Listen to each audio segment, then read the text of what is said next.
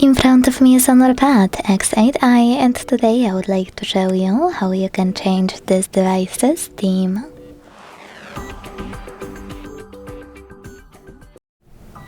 Begin by locating and opening an app called Themes. Then you need to select a perfect theme for you from all of those categories at the bottom. You can buy one or select a free one. I will go with this one. Now hit download here.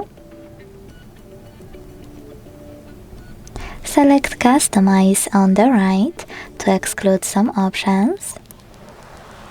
And wherever you decided, hit apply.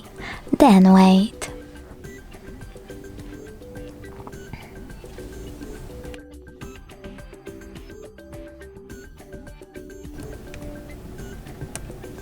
As you can see, after a couple of seconds, theme of my device has changed.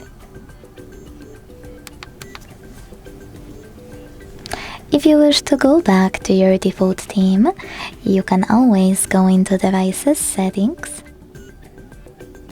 scroll down to hit Home Screen and Style, tap on Themes section at the top right corner and click on one of those. Then hit apply and wait. Thanks so much for watching. If you enjoyed this video, leave a like, comment and subscribe. Bye!